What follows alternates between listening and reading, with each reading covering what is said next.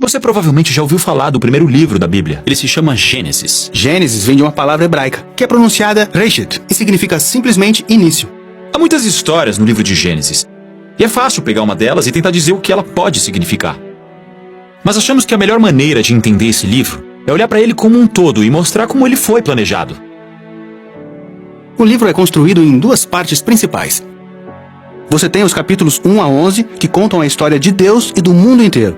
E depois você tem a segunda parte, que é sobre Deus e a família de Abraão. Ela vai do capítulo 12 ao 50.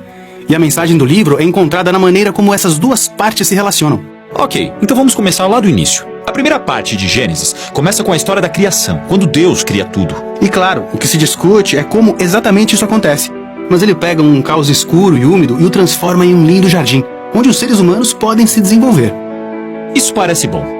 Realmente parece. De fato, Deus diz por 7 vezes diferentes que tudo o que ele fez é bom. É aqui que encontramos os primeiros personagens humanos da Bíblia, Adão e Eva. Ambos são personagens individuais, mas também representativos. Adão é a palavra hebraica para a humanidade, e Eva é a palavra hebraica para a vida. E Deus os cria à sua imagem. Ou seja, a humanidade reflete, ou deveria refletir, a criatividade, a bondade e o caráter do Criador no mundo que ele criou.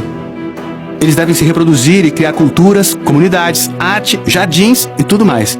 Porém, ele dá a eles uma escolha moral sobre como proceder na construção desse mundo. É disso que se trata a árvore do conhecimento do bem e do mal. E ele diz: não comam do fruto desta árvore ou vocês morrerão. O que isso significa? Bem, até agora era Deus quem definia e oferecia o que é bom. Então Deus é quem tem o conhecimento do bem e do mal. Mas agora essa árvore representa uma escolha. Será que os humanos confiarão na definição de Deus para o bem e mal? Ou aproveitarão a chance de definir o bem e o mal por conta própria? E Adão e Eva comem o fruto. Essa é a explicação bíblica fundamental para aquele conceito de pecado, aquele desejo que eu tenho de tomar decisões por mim mesmo. É a inclinação do coração humano de fazer o que é bom para mim e para minha tribo, mesmo que prejudique você e sua tribo. E o problema é que os humanos são péssimos em definir o bem e o mal sem Deus. Então, agora que a humanidade fez essa escolha, as coisas ficam muito ruins. De Gênesis 3 a 11, vemos toda a humanidade numa espiral descendente. Adão e Eva não conseguem mais confiar um no outro. Tem uma pequena história de como eles estavam nus e não se importavam com isso antes. Mas agora eles sentem vergonha, porque de repente a definição que Adão tem de bem e mal pode ser diferente da de Eva. Então eles se escondem um do outro. Tem também uma outra história de tentação. Caim fica com inveja do irmão Abel e acaba o matando. Tem uma história, logo depois de Caim, sobre um cara chamado Lameque. E tudo que nós sabemos sobre Lameque é que ele acumula esposas como se fossem propriedades e canta sobre como ele é mais violento e vingativo do que Caim. E ele se orgulha disso. As coisas ficam tão ruins com a raça humana que vemos Deus decidir simplesmente nos eliminar. Pois é, geralmente pensamos que a história do dilúvio é como Deus ficou irado, mas na verdade ela começa com a tristeza e o pesar de Deus em relação ao estado do seu mundo. Assim, por sua paixão em preservar a bondade do seu mundo, ele limpa tudo com o dilúvio. Mas há uma ponta de esperança.